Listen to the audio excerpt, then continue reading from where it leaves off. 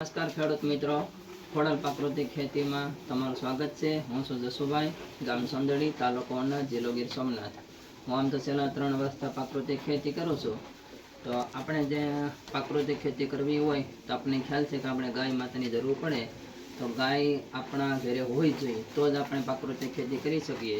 પણ ગાય તો આપણે ઘરે રાખીએ છીએ, પણ ગાયની વ્યવસ્થા પણ આપણે કરવી જોઈએ। તો તેના માટે આજે તે વ્યવસ્થા માટે કઈ રીતની આપણે વ્યવસ્થા કરી શકીએ તેના માટે જ આપણે આ વિડીયો બનાવી રહ્યા છીએ કે ગાયની વ્યવસ્થા માટે આપણને ખ્યાલ છે કે આપણે પ્રાકૃતિક ખેતી કરવી હોય તો ગાયનું સાણ, ગાયનું ગૌમૂત્ર આને એકઠો કરી ભેગો કરીને આપણે ખેતરમાં આપણે લઈ જવું પડે। તેનાથી આપણે જીવામૃત બનાવી, ધન જીવામૃત બનાવી, બીજામૃત બનાવીએ।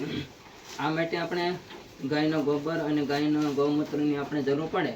તો આપણને ખ્યાલ છે કે આપણે ગાયનું સાણ તો આપણે ભેગું કરી શકીએ, પણ ગાયનું ગૌમૂત્ર આપણે સતત લેવા માટે અહીં ઊભા ન રહી, પણ તેના માટે પણ વ્યવસ્થા કરવી પડે। તેના માટે આ મેં જે વ્યવસ્થા કરેલ છે તે માટે જ આ તમને વિડીયો દ્વારા બતાવી રહ્યો છું કે આ બંને મારી પાસે ગાય છે, આ બંને દેશી ગાય છે।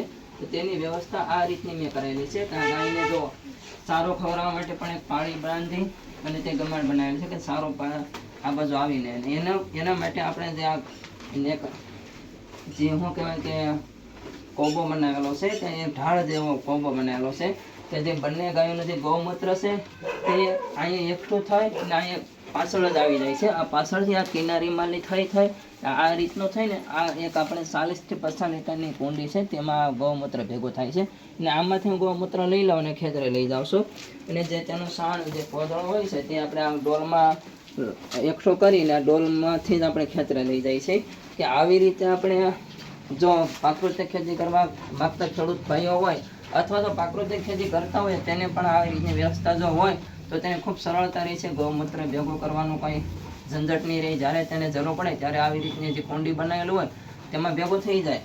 બીજું કે આપણે જો આ રીતની ચોખ્ખાઈ અને વ્યવસ્થા રાખશું તો તેમાં સાણમાં કોઈ કચરો મિક્સ થાય નહીં, એટલે આપણે જીવામૃત બનાવવા ટાણે આપણે કંઈ કચરો આપણે કાઢવો પડશે નહીં। એટલે આવી રીતે જો આપણે પ્રાકૃતિક ખેતી કરતા ખેડૂતો થાશો તો આપણે બંને આ ગાયની જ્યારે જરૂર પડે ત્યારે ગાય માતાને